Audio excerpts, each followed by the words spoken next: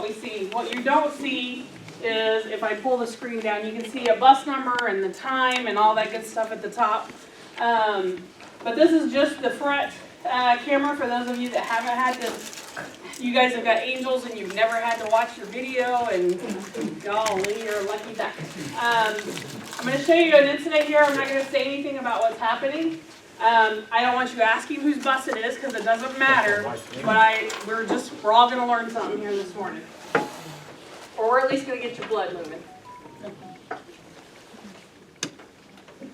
I did turn off the sound so you don't have to.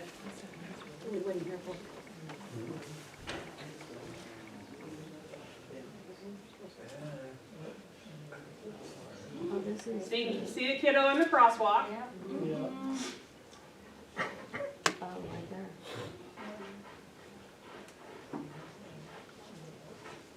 Not our vehicle. Can't make them stop. What road is this? Maze Road, going south.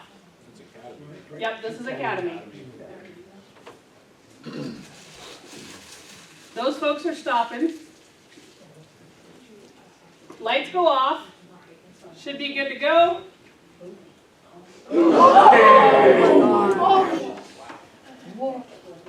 You don't have goosebumps. You are not in the right place. Okay? Bus driver stopped that kid and turned him a new one. That's why the audio's off. Super scary situation. Is that a finance bus too? Technically, the driver did what they were supposed to do. They were stopped at the. It was just one of those freak things that had that driver not been paying attention, this would have ended totally differently. So you guys, I still have this one. All right.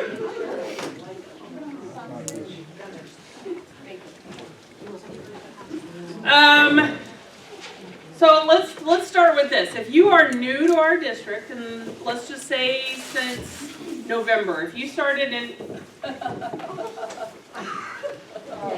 those are our mechanics, they're special too. If you started in November or later, would you please stand up? Please stand up. Stand up. Don't be shy. There we go. All right, real quickly, I want to go around, and if you would just introduce yourself and let us know what are you here for? Are you getting a CDL? Are you a para? Do you have your CDL? And we'll start back here in the corner. Go ahead. Hi, I'm Mondo. I came from First Student. I don't have my air brakes. Just the pre trip is a little difficult. Yep. Yeah, so We'll get that's that. what I'm gonna be a driver. I prefer to be a big bus driver. Big bus driver. There we go. All right. I'm Dorothy, and I was at First Student from 17 to 21. Renewing, got to get my CDL over because I let it go. Gotcha. So your goal is to be a CDL driver?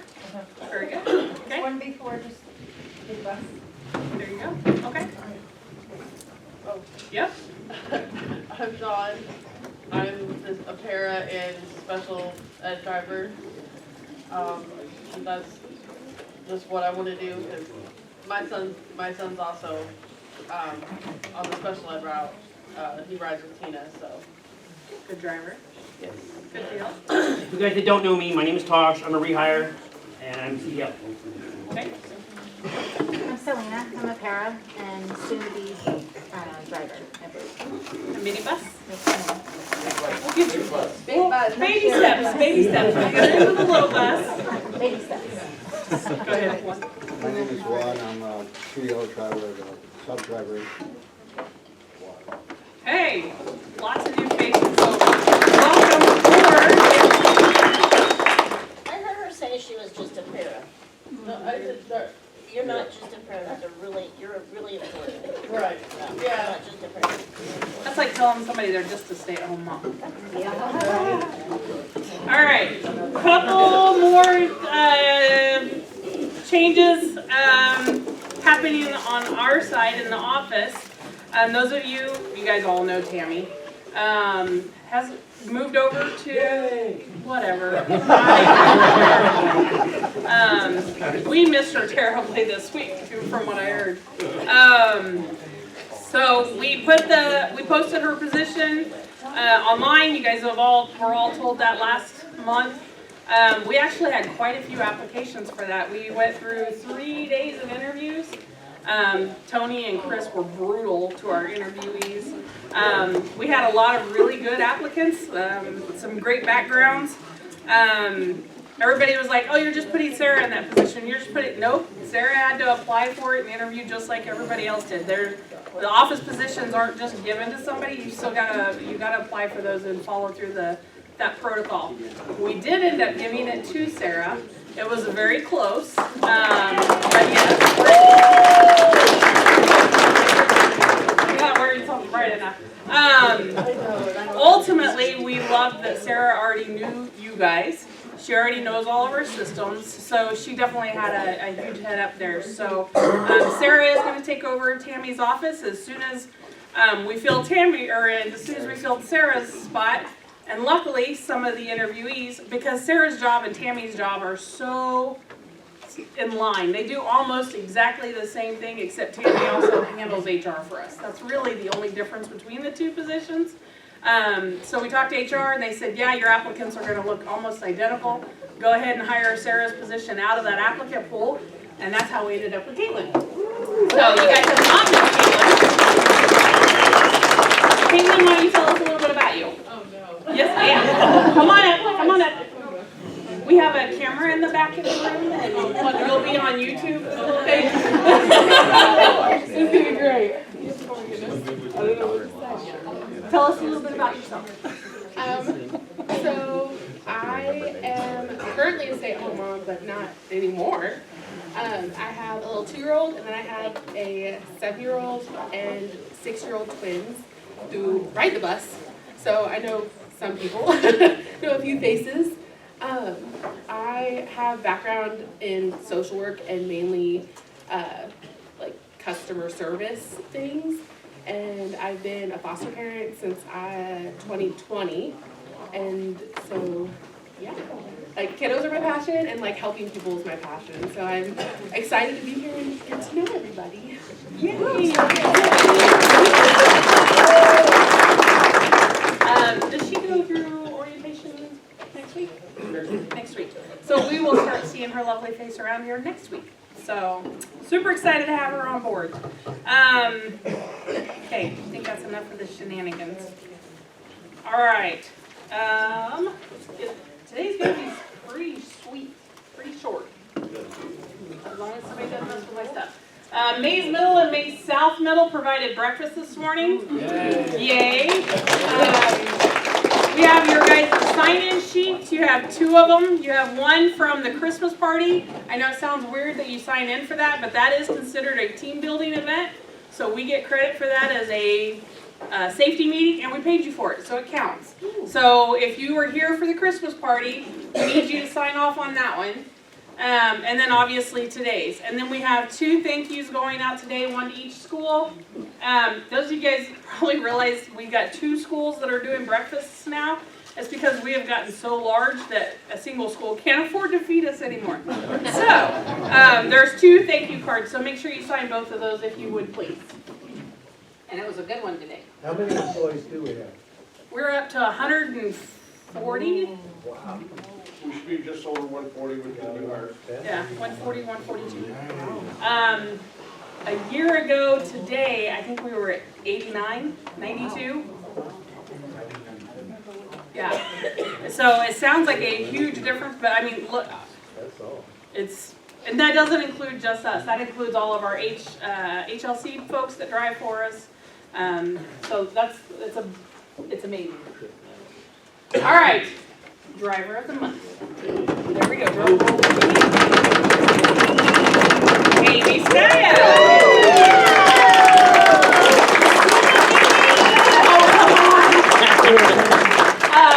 Amy got a nomination for being very helpful with radio traffic. Somebody had some issues with the radio, and she jumped right in and helped them with the radio. We've had some folks that were confused in the parking lots of the schools. she's helped him with that. So lots of lovely things said about Miss Amy. Oh, sorry, drum roll, I missed it. Steven, where's he at? All the way over in the corner. Joy. I nominated Stephen, and Kim Dale, thank you for saying that about not just being a para, because we loaded Stephen with a very high needs octopus kind of kid, and he has jumped in and done over and beyond what it needs, what it takes to take care of that little guy. On and off the bus, making sure his securements are right and ready. He's jumping in, he does some shuttles in between, and he's always available and he's always willing to jump on. So I just wanted to give a shout out to him. He's doing a great job.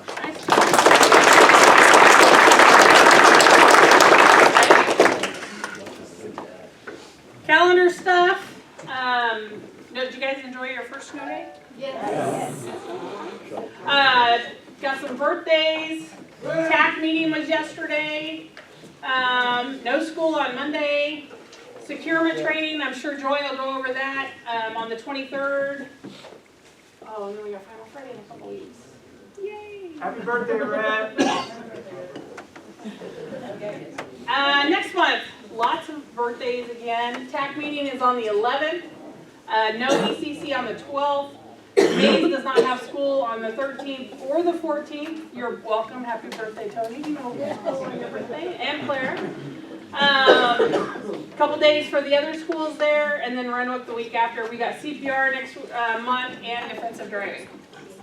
Is that right? February, not January? Okay, just making sure. Oh. That's not here. That's not here. Not my car. I heard that. Okay. Chris, that's all you do.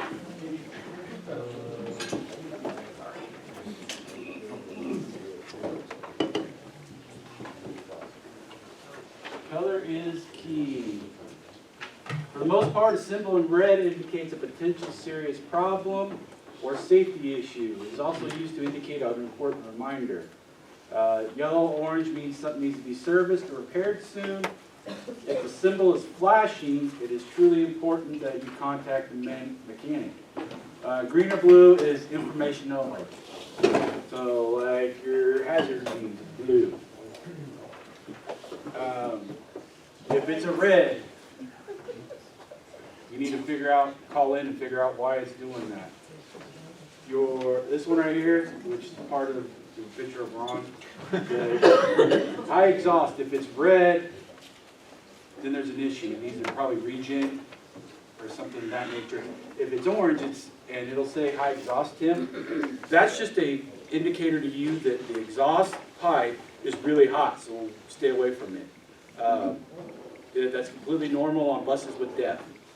The buses without DEF don't have the exhaust fluid symbol, so you don't have to worry about it. But all that's saying is that tailpipe is putting out 500 to 800 degrees at the tailpipe. Up to Higher. 1,300. Up to 1,800? No, 1,300. So all it is like, especially like if we're stopped at the schools, if you see that and there's kids right there, just turn your bus off. That way the exhaust doesn't burn them. Unless you get right next to it, it's probably not going to do anything, but just kind of keep an eye out and make sure none of the kids stand right next to the pipe. It's also like, if it's really dry, this happened in one of the western states, I want to say California. Bus was parked and it kept running on a field trip. Well, it was right by really dry grass and it got so hot it caught the field right behind them on fire. Plus, if your exhaust pipe gets clogged, this happened to another driver. They backed in the snow and it clogged the tailpipe. Well, the exhaust is going to escape somewhere, so it came into the bus. It ended up knocking the person out. So keep an eye on that. Brake system. Red light indicates that the hydraulic pressure is below safe limits.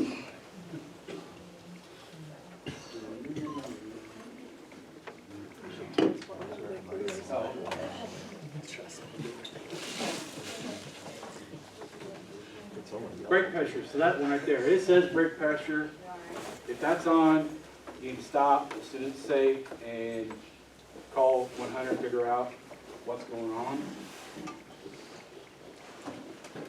ABS, amber light indicates a fault in the anti-lock brake system. It is still safe to drive. It just means that it's not going to apply to ABS, so if you had to stop suddenly, one tire may go, so it's like the old 70s cars, it'll kind of jump instead of applying the pressure evenly. You can still drive it. We want to get it fixed as soon as possible, but it's still safe to drive. High beams, stop engine. That one, if it's red, pull over so as soon as you can safely, and leave it in, turn it off, but leave it in accessory so you can use your radio and call into 100, let them know what's going on. Turn signal, that's something a lot of people in Kansas don't know what they're for. Those are to indicate turns. Before you turn. Yeah, before you turn, not as you're turning around. Check the transmission.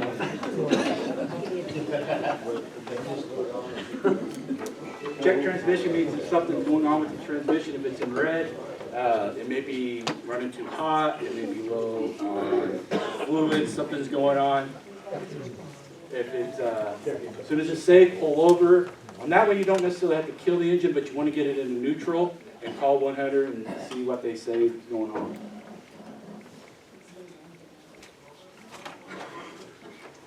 Okay, that one's the orange one, trans temp, that means it's getting towards the high end.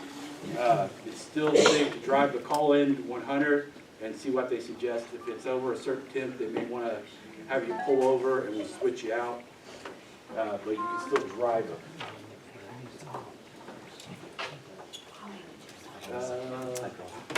Water temp? No. Low coolant level? Amber light indicates that the coolant is low. So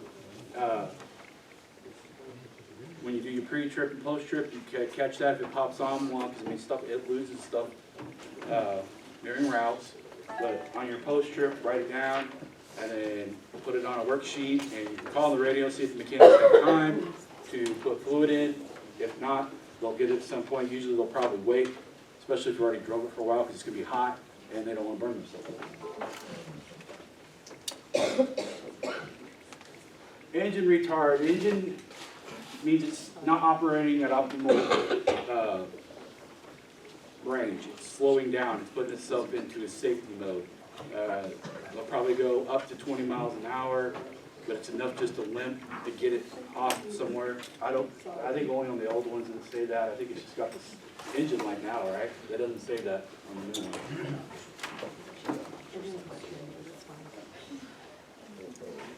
Parking brake. This just means it's on. But you guys are welcome to come up here. I don't. You're doing great.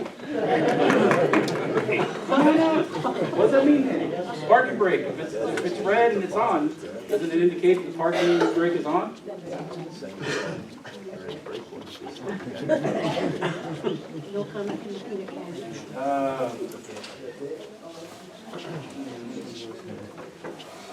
That's actually. That's a little cool. What's this one? Is that oil? You know, Hydraulic.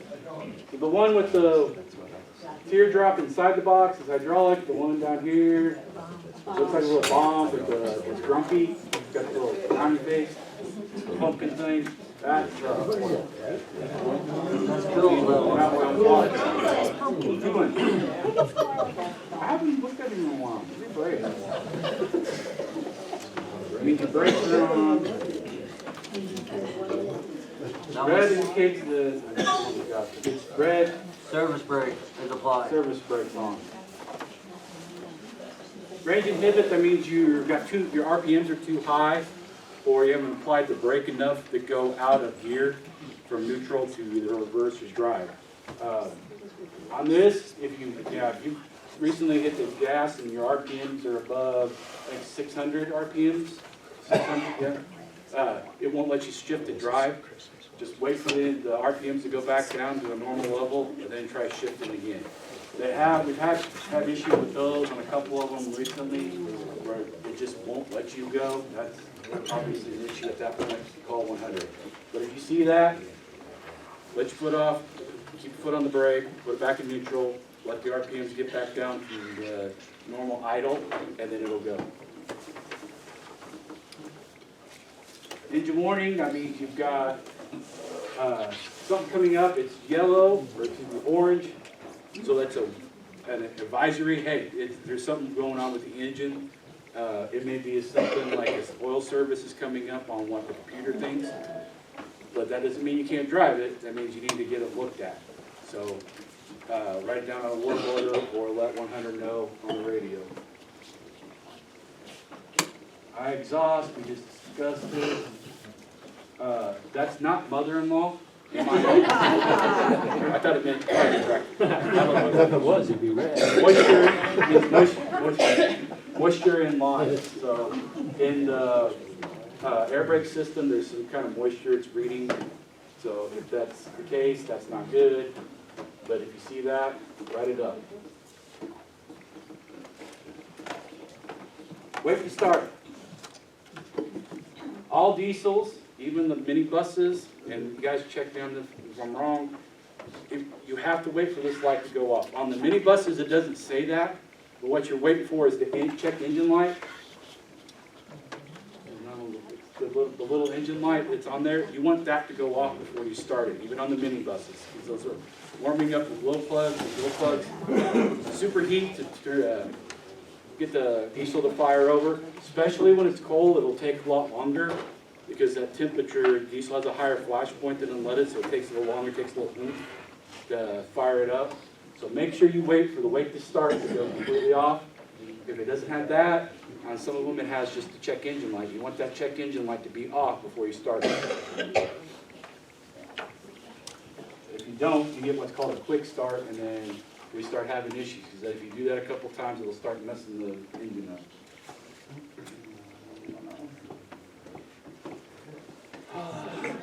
Yeah, good old comfy seats are so warm. Link page.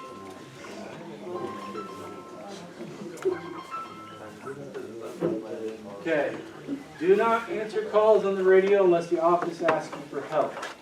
Radio checks are to be sure the office staff says, if you get somebody that's called in, like bus 1 radio check, and they say it a couple times, it's okay for you to say it. Just know that one's not communicating with the control for some reason, which happens when phones get going and there's people at the front, it gets busy.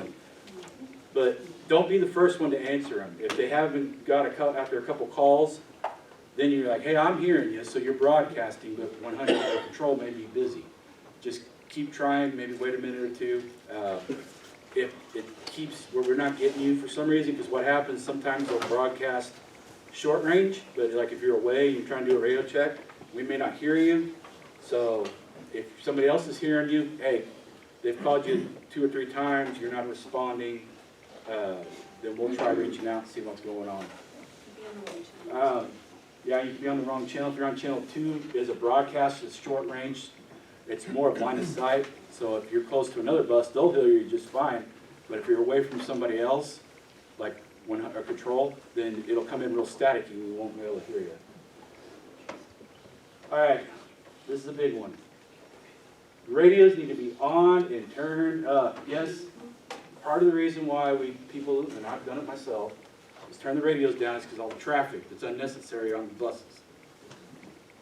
If it doesn't need to be, if it's something that can wait till we're back at the office, or can be communicated at another time or quicker, we don't need a whole rundown. Like if there's a wreck, we don't need to know the car, the make, model, the number of occupants, all that stuff. If we need something like that, we'll call you on the radio or on the phone. Short and sweet. Your broadcast should be 3 to 5 seconds and then off. But people turn it down, and then they forget they turned it down, and we've got to try to call them because they had a kindergarten and we're trying to find out if they're on the bus. Leave your radio up, okay? If the traffic's getting too much, turn it down, keep your hand on it, and then turn it right back up once it's done, okay? It's very important that we're able to get a hold of you at any time. Those people are trying to find out where their kids are. That's pretty important versus being annoyed that there's all the radio traffic. Make sure you're plugging your buses in when they're not being used. It's going to be cold for the foreseeable future. Monday and Tuesday is going to be in the single digits for highs. When you're done in the morning with the cord being plugged in, hang it up. We had 2 of them that got frozen into the ice, so that was fun. One of them, we had to just kill it because we couldn't get it up. It was underneath a good couple inches of ice. So we just unplugged it and they ran it over and ripped off the one end of the extension. So there's everything out there. Every post has a hook. It's got the single big hook or it's got a 2-prong hook. Hang it up enough that it's off out of the way so it doesn't catch on anything. Because it's caused tripping hazard. Like I said, we lost one to the ice. If for some reason your hook fell off, you don't have one for your size, let me know. We've got plenty of hooks we can put back out there. If you're, I can't believe we're saying this already. If you're interested in a potential summer school route, see Kathy. We've got plenty of time, so don't go bombard her today. Just know that if you're interested, get on the list with Kathy. Snow day notifications. If you did not get a text from Kathy last week when we were closed, please write down your number and print her name so she can add it to her. This is on her cell phone. The district sent out notifications 2 ways. One is text, the other is phone. I've never got the text. I always get the phone call, so don't know why that is, but it does happen. So as long as you got one of the 2 from the district and a notification of some type from Kathy, you're good. If not, see Kathy for her stuff. If it's a district, we need to check, get with anybody in the office and we'll check your information on Skyward, make sure it's up to date. Maze crossing guards do not have to stop traffic. None of the crossing guards have to stop traffic. If they're out in the lane, that's because they feel safe enough to do so. They've got to stop it. They've all been through training, but they don't have to stop it. So they do, thank them. If they don't get mad at them and say, why didn't you do that? You know, there's stuff going on. They've got all these cars. Everybody's mad because they're not going. We got audits coming up, so make sure you're turning in all your paperwork properly.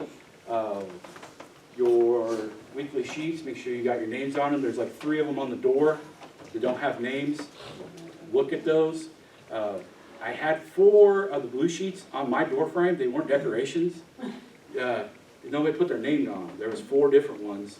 They put the times and missed the clock, but I don't know who that is unless I saw you do it.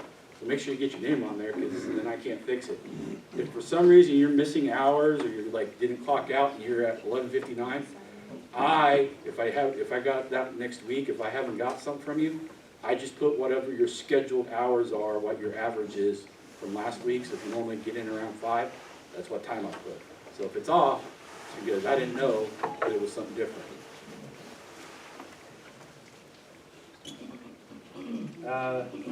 Do not write up more than 1 vehicle on the same work order. So 1 work order for 1 vehicle. You can have multiple things for that bus, but if you're in 2 different buses throughout the day and you have issues, they got to be separate. Hey, that's me.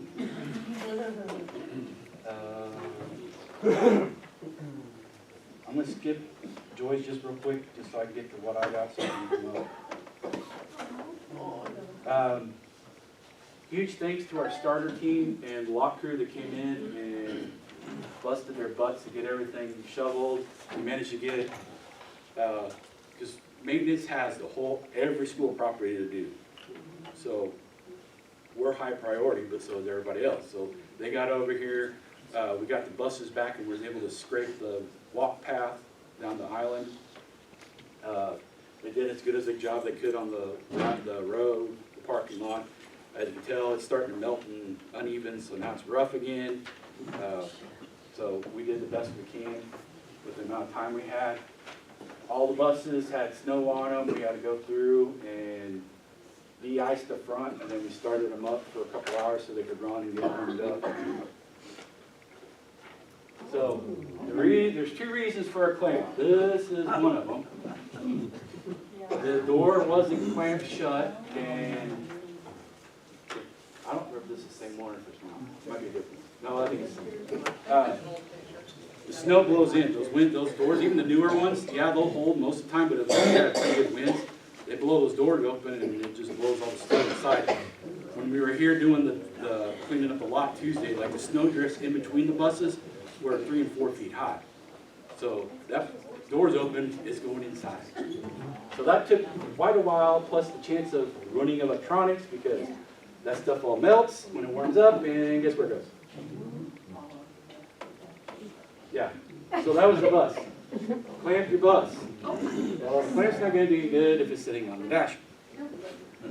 Every bus, even the mini buses, unless it's a manual one that locks, needs to have a clamp, and you need to put it on in the evening when you're done for 2 reasons. 1, the weather. 2, if you guys ever looked at their blue trash can out here on the west side of it, you see 4 little marks going down in several spots. Those are raccoons getting in the trash cans. When they go get in the trash cans, guess where they go next? Your bus. So it hasn't happened here where we've caught one on the bus, but you can see fingerprints when they get on the bus. The old bus barn was out more in the country, and we had one that a guy took a raccoon on a route for about a couple hundred feet and scared the bejeebers out of him and about ran off the road. Clamp the door. We have several types. This is one of the really big ones. I have smaller ones. I've also got the ones that are ratchet style, so they're not hard in hands because some of us have hand problems. If you've got arthritis, we'll find you a style that works for you. Because some of the doors you need the bigger ones, but we have several different types. So if you need a clamp, come see me or one of the lot guys, and they'll get you a clamp. But make sure you know how to use it, make sure it works, and make sure you use it.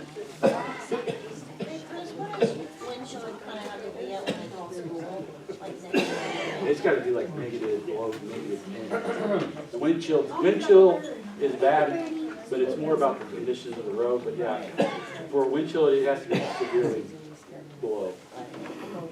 I did this one, so this is Caesar's friend. I